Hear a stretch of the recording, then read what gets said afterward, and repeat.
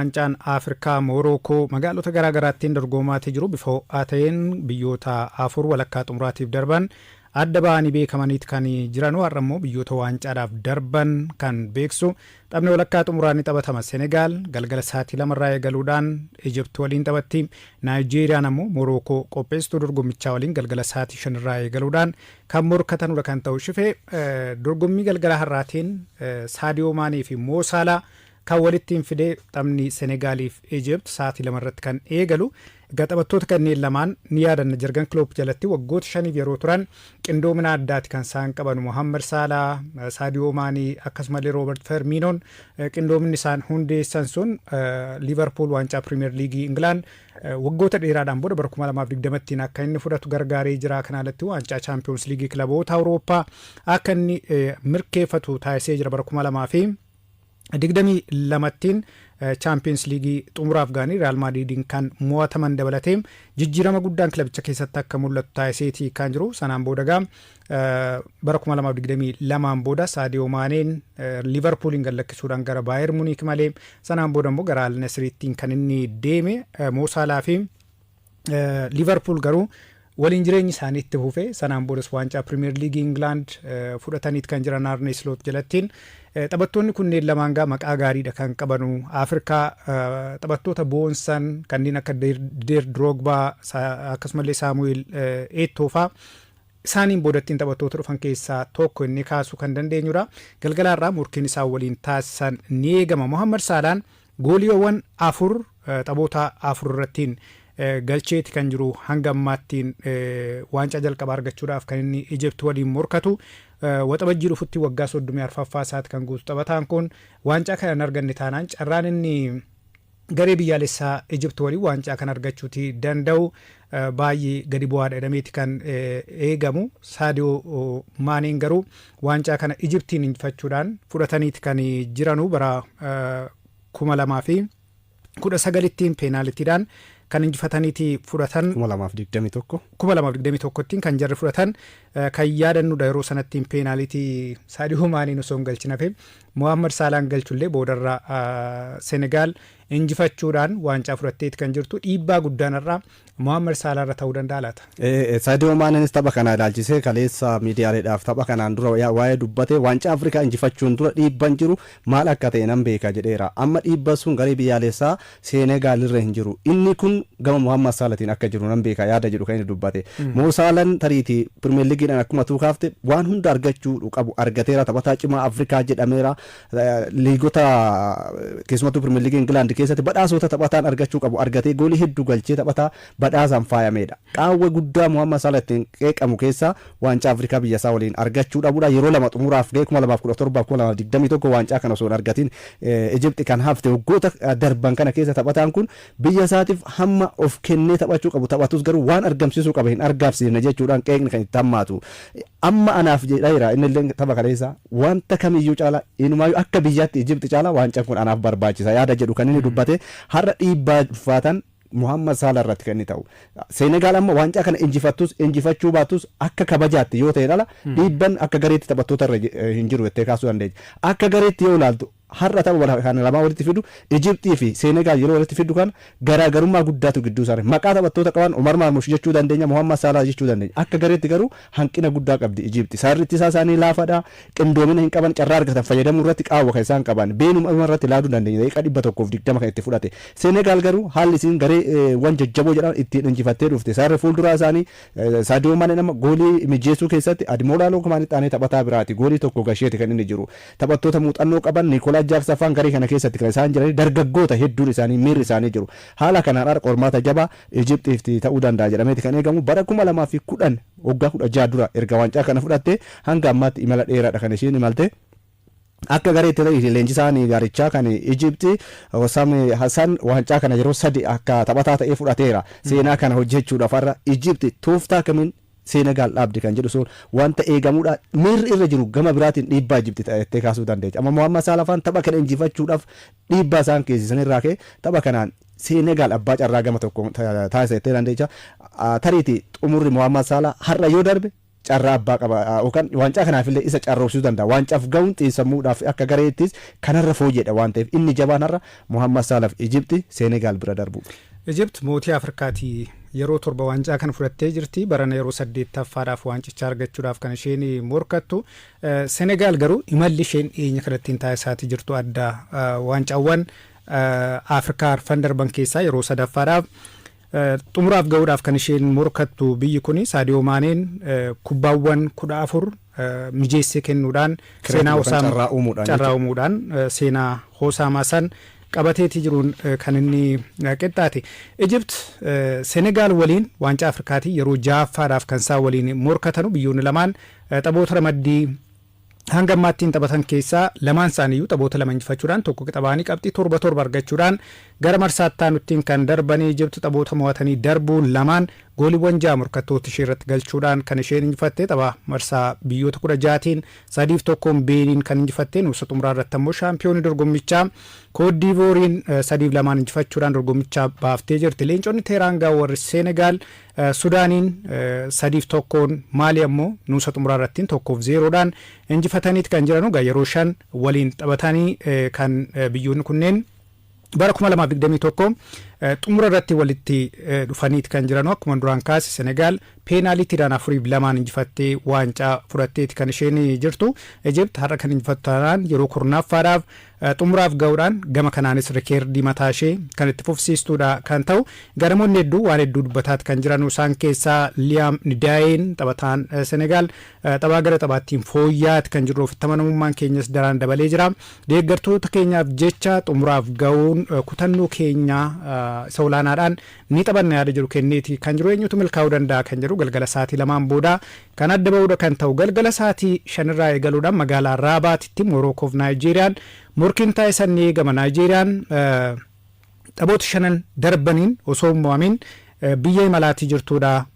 Nuusa xumuraa irratti gool 2-0dhaan biyya cimtuu kaaba Afrikaa kan taate Aljeeriyaa injifattee jirti bifuma salphaa ta'een kan isheen mooteetti dabarte bara 2013tiin biyyi kun waancaa kan erga fudhatteen booda waancaa jalqabaa argachuudhaaf kan morkattu yeroo sanattiin lubbuu isaanii amaaruu Steven Keeshiin garee cimaadha kan isaan hundeessan waancaa Afrikaa Itoophiyaa waggoottan 31 booda irrattiin hirmaatte kan Riippaabilikni Afrikaa kibbaa qopheesse irrattiin Burkina Faasoo goolii 1-0dhaan injifattee kan isheen fudhatte. Egaa waliigalaan barana yeroo arfaffaadhaaf waancaa Afrikaa kanaan waancaa argachuuf kan isheen morkattu bara 1980 fudhattee jirti. Bara 1994tiin Emmanuel Emunikeen gooliiwwan 2 Zaambiyaa irrattiin galcheen kan isheen argatte yeroo sanattiin Rashid Yekeeniin gooliiwwan 5 galchuudhaan taphataa cimaa dorgommichaa akkasumallee taphataa goolii hedduu galche ta'ee xumuruunsaa kan yaadatamudha. Sanaan booda bara 2013 kan isheen goolii 1-0dhaan injifachuudhaan waancaa kana fudhatte bara kana waancaa kana argachuudhaaf gaa imalli isheen hanga ammaattiin taasisaa jirtu baay'ee ajaa'iba. Biyyoota waancaa Afrikaa kana irratti hirmaataa jiran keessaa dhuunfaa kootiin biyyin baay'ee natti tolan ilaalaa ture Naayijeeriyaadha. Garuu Morookoon ammoo daangaatti gochuu dandeessii kan jiru ni eegama. Biyyattiin taphoota 25 osoo mo'amin biyya imalaatii jirtuudha. Akka addunyaatti illee rikeerdii Ispeeniin qabamee ture biyya fooyyesteera waan ta'eef taphni kun hawwii guddaadhaan eegama. Tapha waancaati jechuu dandeenya. Waancaan qabu malee taphna waancaa duraati. Sababni isaa dassoo wantoota baay'ee kaafteeta cimina akka gareetti jiru kan Naayijeeriyaadha. Akka jiru ciminni Naayijeeriyaa bira jiru gama biraatiin cimina ammoo kan Morookoo bira jiru irra caala ittee kaasuu dandeessa. Tariitii amma tapha har'aa kanaan garee lama wantoota wal fakkeessan keessaa Morookoon waggaa 50 guuteera 76 as waancaa kana fudhattee hin beektu. Hammam waancaa kan akka eebotan hangam akka barbaadan Morookoodhaa ol biyyoota hirmaatan keessaa hin jirette sadarkaa taphattoota qabdu. Taphattoota qaban lamaan isaanii olaalte Seenegaalis Naayijeeriyaanis Morokoonis yeroo kana taphattoota sadarkaa Awurooppaatti taphatan jajjaboo kan qabu Victor Osimhen jira gama Naayijeeriyaatiin Ademola Lookman taphataa cimaa Afrikaati. Taphattoota kanneen qabatanii biyyoonni lamaan waancaa kana daran barbaadu. Naayijeeriyaa waancaa addunyaatiin ala taateerti. Waancaa addunyaatiin ala ta'uun garichi qeeqas komis irratti lammiileen biyyattii kaasaa kan isaan turan isa kanaan deebiidhaaf kan isaan barbaadan. Morookoon waancaa kana osoo fudhatin waggaa 50 guutte yeroo kanatti waancaa ofii qopheessite dhabuu hin barbaaddu. Waggaa 25 booda kan ishee walakkaa xumuraa ga'uun isheeti mataan ishee inni kun qormaata biraa jabaa isaan eeggatu jettee kaasuudha kan dandeessu akka gareetti garuu imalli Naayijeeriyaadha baay'ee ulfaata jettee kaasu. Goolii isaan galchaniin sadarkaa tokkoffaarra jiru. Taphoota injifachuudhaan sadarkaa tokkoffaarra jiru. Carraa uumuudhaan illee taphattoonni Naayijeeriyaa keessatti jiran Ademola Lookman kubbaa 4 mijeessee kennuudhaan akkasuma Osimhen goolii 4 galchuudhaan taphattoonni kunneen hirmaannaan isaan sara fuulduraatti qaban olaanaadha. Gara duubaatti Eobii fudhachuu dandeessa. Sara gidduutti irratti haalli inni taphattoota dheengadda yeroo shaampiyoonii Afrikaadhaan injifatan sochiin bara 19 Aljeeriyaa haalli isaan salphaatti injifatan gidduu irratti qindoomina taphataa kanaatiin jettee kaasuu kan dandeessa. Tariitii walirra giraaguun tooftaa kan fayyadame gareen isaanii kilaboota yookaan garee biraatirraa adda kan godhu tooftaa kubbaa caalanii taphachuu qofa osoo hin taane gareewwan biroo kan hin qabne kan qaban. Fakkeenyaaf kubbaa dhaabbitirraa waancaa Afrikaa kanaan hanga Morokkoodhaa kan fayyadamaa kan jiru. Tapha dheengaddaatiin goolii 2 kubbaa dhaabbitirraa galchaniiti kan isaan injifatan. Cimina waancaa addunyaa bara 2022 irratti mul'isan waancaa Afrikaa kana dabalaadha kan isaan jiranii. Tarii dhiibban akka qopheessummaa dorgommichaatiif waancaa kana barbaadan yoo isaan miidhuu baate irra taphni kun daran isaanii murteessaadha jettee kaasuu dandeessa. Qophiin isaan taasisaa turan waancaa kanaaf of kennan tariitii Morokkoodhaaf waancaan kun ni malaayittaa imalaniin ilaaltu immoo Naajeeriyaan baay'ee sodaachifte. Morokkoon shaampiyoonii yoo taate caalaattiin dorgommicha bareechuu danda'a. Keessumaa biyyattiin Rippaabilika Afrikaa Kibbaattiin aantee biyya waancaa addunyaa qopheessite ta'uudhaaf haal dureen isheen qopheeffataatii jirtu dorgommii kanarratti illee mul'ataati jira. Gama bu'uuraalee misooma ispoortiitiin hojiiwwan isheen hojjette addunyaan dinqisiifataatii kan jiru. Egaa imala hanga ammaatiin garuu amma eegamteen turre biyyattiin jalqaba irrattiin biyya tilmaama olaanaa argatte keessaa tokkodha. Haa ta'u malee Naayijeeriyaan ishee caalaa fooyya'insa dhiyaattee jirti. Morokkoon waggaa 50 jechuun jaarraa walakkaadha. Waancaa Afrikaa yeroo xumuraatiif Itoophiyaan bara 1976 Finfinneettiin qopheessite irratti kan isheen shaampiyoonii taate. Bara 2004 lammaffaadhaan xumurtee jirti. Bara 1980 immoo sadaffaadhaan kan isheen xumurte. Egaa biyyi kun amma xumuraaf ga'uudhaaf galgalaarraa sa'aatii 5 irraa eegaluudhaan kan isheen morkattu ni ta'a. Waancaa Afrikaa bara kanaa garuu xumurarratti waan gabaabaa akka kaafnuuf wanti adda taasisu biyyoonni arfan walakkaa xumuraatiif ga'an leenjistoota ardichaatiin kanneen durfamanidha. Walumaa gala leenjistoota 24 keessaa 15 leenjistoota Afrikaa ta'uu isaa bara kana wantoota gama kubbaa miilaa Afrikaatiin fooyya'aa dhufan ta'uu wantoota akeekanidha. Isaan keessaa leenjisaa arfaffaadha har'a walitti aansanii waancaa kan walakkaa xumuraaf darban kun afar Afrikaadha. Waancaa Afrikaa 3 darban leenjistoonni fudhatan leenjistoota Afrikaati. Kun arfaffaa ta'a abbaan fudhate. Kun Afrikaa yoo hojjette iddoo guddaa ga'u akka dandeessu aga kana biyyoota alaatii namoota fiduu maallaqa olaanaa baasuun akka isheen barbaachifne kan ittiin mul'isteedha. Odeeffannoo gabaabaa gidduuttiin haa kaafnuti. Waancaa Kaarabaa'oo Ingilaandiin kaleessa taphni Maanchestar Siitiin Niwukaastil Yuunaayitid waliin taphate injifannoo Maanchestar Siitiitiin xumurameeti kan jiru. Antoine Semenyoon goolii lammaffaa tapha lamaan galchee jira. Kaleessa goolii 2 galchee jedhumayyuu tokko tariitii Erling Haaland taphaan ala jedhamee kan jalaan haqame dabalatee kubbaa 3 keessatti hirmaateera jennu walii gala kaleessa ga'umsa fooyyedha kan inni mul'ise. Akka gareetti garuu Niwukaastilis dhiibbaa inni gochaa ture goolii eegaa Maanchestar Siitiitti kan isaan dandamachiise. Jeems Troofard keessumattuu ga'umsa olaanaa kan Wiisaa akkasuma immoo kan Bruno Gumaaresh kan inni qoleetiin ture. Kanas amma Maanchestar Siitiin tariitii dirree isaatti kan inni taphatu salphumatti gara xumuraatti darba jettee kaasuudha kan dandeessu tapha kaleessati. Taphaatu jira. Sheffield Stamford Bridge irrattiin Chelsea fi Arsenal darbii Londoniin morkiin taasisan ni eegama. Liam Rosseniyoon Chelsea leenjisuu akkuma eegalanii tapha isaanii jalqabaa injifannoodhaan eegalaniiti kan jiranu.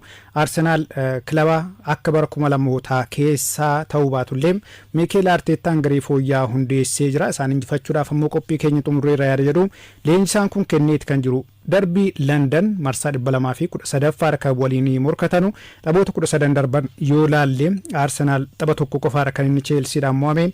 Stamford Bridge irratti ammoo taphoota 6 darbaniin Arsenal osoo mo'amin imalaatii kan jiru. Egaa Antonio Conteedhaan booda tapha isaanii jalqabaa injifachuun kan eegalan Rossenior har'a Arsenal dura dhaabbachuu akka danda'an dursanii dubbataati kan jiranu. Egaa Chelsean taphoota walakkaa xumuraatiif geenyaan kilaba baay'ee cimaa jechuu dandeenya. Waancatti dhiyaatee walakkaa xumuraa 6 darban keessaa 10 irrattiin injifatee xumuraaf darbeeti kan inni jiru. Waancaa kilaboota addunyaa dabalatee waancaa liiga Awurooppaa Chaampiyoons liigii kilaboota Awurooppaa waancaan Cheelsii hin jirre hin jiru. Walakkaa xumuraatiif geenyaan kilaba baay'ee sodaachisaadha. Garuu taphni kun tapha deebiis qaba waan ta'eef har'a qabxiin galmaa'u kun kan taphicha murteessu miti. Arsenaaliif Cheelsiin Stamford Bridge'ittiin har'a yeroo 99ffaadhaaf kan waliin morkatan ni ta'a. Arsenaal bara kana taphoota 31 taphate keessaa 2 qofaadha kan inni mo'ame. Qabxii akkamii galmaa'uu danda'a kan jedhu ni eegama. Dhimma xumura irratti hin qabanne itti dabarruuti. Manchester United keessatti leenjistoonni bara 2013 asittiin baay'ee turuudhaaf rakkataati kan isaanii jiranu. Kilabni kun leenjistoota kilabicha leenjisuudhaaf dhufaniif bakka mijataa miti inni kaasuu dandeenya. Sir Alex Fergusoniin booda David Moyes ni dhufanii turmaata yeroo muraasaatiin booda kilabichaa kan ari'amanii sanaan booda leenjistoonni maqaa gurguddaa qaban Jose Mourinho, Luis van Gaal dabalatee gara kilabichaatti dhufanii jiru. Intaani kanaalattiin aadaaf duudhaa kilabichaa warreen beekaman jedhamaniin taphattoonni akka Ole Gunnar Solskjaer, Ryan Giggs, Carrick dabareedhaan wal furan illee kilabicha jijjiiruutii hin dandeenye. Ruben Amorim ga'umsi inni Sporting Lisbon keessatti mul'isaatii ture baay'ee adda ture. Kanaafuu taphataan kun leenjisaan kun gara kilabichaatti yoo dhufe rakkoo kilabichi qabu furuudhaan taphattoota qindeessee iddoo guddaadhaan ga'uu danda'a. Maqaa kilabichi duraan qabu sanatti ni deebisa jedhamee abdii guddaan irra kaa'ame liigii Poorchugiis keessaa addaan kutuudhaan gara Old Traffordittiin akka inni dhufu ni taasifame. Haa ta'u malee taphoota 63 ol taphachuu hin dandeenye. Waggaa tokkoof ji'a afuriin booda leenjisaan kunis hojii leenjisummaarraa ka'aniiti kan jiranu. Isaan booda Darren Fletcher yeroodhaaf kilabicha taphoota lamarratti hin dursee injifachuu hin dandeenye. Amma immoo Michael Carrick taphataan kilabicha keessatti seenaa guddaa qabu dhufee jira. Taphataan kun taphoota 464 irratti kilabicha tajaajilee jira. Bara 2006 Tottenham Hotspur irraa kan inni dhufe hanga bara 2018tti kilabicha keessa turee jira.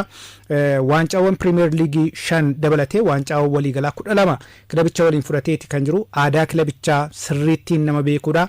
Garuu hagam milkaa'uu danda'a kan jiru ammallee gaaffii guddaadha. Ammatti bakka qormaata jabaa itti kan dhufe tariiti Michael Carrick akkaataa inni itti dhufiinsa isaa ilaallu ta'e tariiti leenjisaa kana wantoota isa filataman keessa taphattoota Manchester United sadiitu filannoof akka dhiyaatedha. Gabaasni The Athletic akka agarsiisu keessumattuu Ole Gunnar Solskjaer akkasuma Ruud van Nistelrooy taphattoota kanneen sadeen filannoodhaaf dhiyeessanii qaaman Ole Gunnar fi akkasuma Michael Carrick waliin hooggansi Manchester United wal argee waliin mari'atee Ruud van Nistelrooy waliin karaa bilbilaa fi viidiyootiin waliin haasa'aa turan. Waan irratti waliin galamne keessa kanaan dura tariiti Michael Carrick yeroodhaaf taphoota sadi Manchester United durseen taphoota sadeessan keessatti qabxii inni galmeesse ijoo akka ta'edha. Kana keessatti ammoo Chelsea, Arsenal akkasumas Villarreal fa'aa waliin. Isa san irratti murtoon taphattoota irratti fudhate. Cristiano Ronaldo teessoo irra kan inni teesse. Bruno Fernandes murtoo inni fudhate. Taphattoota jajjaboota irratti hoogganuu irratti ga'umsi inni qabu tapha irratti akka isaa akeekeef. Kanaan alatti Sir Alex Ferguson hirmaannaa kana keessatti akka qooda qabatanii filannoo kana keessa eenyu filattata jedhame akka inni Michael Carrick filatedha kan himamaatiin jiru. Haala kana Manchester United amma qabateera. Hojii guddaan isa eeggatu yeroo kanatti Manchester United sadarkaa 7ffaa irratti kan inni argamu garaagarummaa qabxii Champions League Awurooppaa irratti hirmaachisuudhaaf jiru fagoo miti kilaboota kaan irraa. Haala kanaan karoora guddaa Manchester United Michael Carrick amma ittiin qabameef keessaa inni guddaan kilabicha dorgommiilee Awurooppaatti deebisuudha waan ta'eef inni kun hojii jabaa isa mudatu ta'us garuu tariiti Manchester United Champions League Awurooppaa irratti hirmaachisu wanti isa rakkise jettee kaastu hin jiru. Amma filannoo isaa keessaa akkuma jalqaba kaafne kutaa hidhannoo hoogganuudha isa jennu duudhaa kilabichaa nama beekan Manchester United jechuun maal akka ta'e waancaa fudhatee leenjistoota muuxannoo qaba seenaa qaban duudhaa Manchester United aadaa kilabichi ittiin beekamu nama beekan keessaa isa tokkodha. Haala kanaan yeroo Ole Gunnar Solskjaer hojiirraa kaafametti murtoowwan inni fudhate sun tooftaan taphaa mataasaa Manchester United Ruben Amorim boolii walitti isa buuse gara kanatti deebi'uu danda'a jedhamaati kan eegamaatiin jiru. Michael Carrick egaa tapha qormaata jabaadhaan kan inni eegalu Manchester City waliin darbii Manchester kan inni ittiin taphatu sanbata dhufu isa kana injifannaan Manchester United amma yeroodhaaf akka ganna dhufuutti leenjisaa kana haa qacaru malee ga'umsi inni dorgommii kanarratti mul'atu carraa itti fufsiisu illee cabaa ta'e itti kaasuudha dandeessa. Akka karooratti isaan hanga ganna dhufuutti waancaa addunyaa irratti leenjistoota filachuudhaaf waan karoorfataniif kanas ta'u garuu isaaf akka carraatti itti kaasuu dandeessa. Leenjistoota irra kan itti filatame keessaa duudhaa fi amantaa akkasuma tooftaa taphaa muuxannoo inni leenjistoota kanneen kanaan dura Manchester United keessatti waliin hojjete irraa qabuudhaan akka filatanidha himamaa jiru. Carrick taphataa kilabicha keessatti baay'ee murteessaa turedha. Kanaan alattiin Jose Mourinho jalattiin leenjisaa gargaaraa ta'uun tajaajilee jira. Ole Gunnar Solskjaer jalattiin leenjisaa gargaaraa ta'uudhaan tajaajileetii kan jiru. Sanaan boodaadha kan inni yeroodhaan leenjisaa ta'uudhaan kilabicha erga tajaajileen booda gara Middlesbroughtiin deeme. Middlesbrough hanga walakkaa xumuraattiin akka inni ga'u gargaaree booda irrattiin dorgommichaan kan mo'atamanii amma tokko muuxannoon hojii leenjisummaallee argataati akka inni jiru kan namatti mul'isuudha. Kanaan alattiin aadaa kilabichaa irra deddeebiidhaan kan nuti kaafnuuf aadaan kilabichaa maali kan jiru namoota hedduudhaaf galuutii dhiisuu danda'a. Sir Alex Ferguson wanti isaan dhagaan bu'uuraa isaan Manchester United keessattiin kaaniitii darban sun leenjistoonni biroo irra deebi'uun baay'ee itti ulfaateeti kan jiru. Aadaan kilaba tokko fakkeenyaaf Baarseloonaa akkasumallee Ajax Amsterdam yoo kaafnu aadaa mataa isaaniitti kan isaan qabanu aadaa sanaan leenjisaan bakka bakkatti wal jijjiirullee aadaan kilabicha keessa jiru sun itti fufaa naamusni kilabicha keessa jiru sun itti fufaa. Manchester United immoo akka Awurooppaattiin kilaba injifataadha. Waancaa Premier League England yeroo 20 Champions League kilaboota Awurooppaa yeroo 3 kilaba fudhatee fi maqaa guddaa qabudha. Brandii kilabicha keessa ture taphattoonni hedduun isaanii akkasumallee Sir Alex Ferguson kaaniitii darban sun leenjisaan itti fufsiisuutii danda'u ammattiin kilabicha argachuutii hin dandeenye. Leenjistoonni akka Jose Mourinho fa'aatti abdatamee gara kilabichaatti dhufan illee waan kana galmaan ga'uutii hin dandeenye. Ammas Manchester United keessattiin leenjisaa kaasuu ari'uun itti fufeeti kan jiru. Egaa Michael Carrick bara akkamii dabarsuu danda'a laata yeroo agamiitiif hojii leensummaa kanarra turuu danda'a kan jiru gara fuulduraattiin kan waliin laalluudha.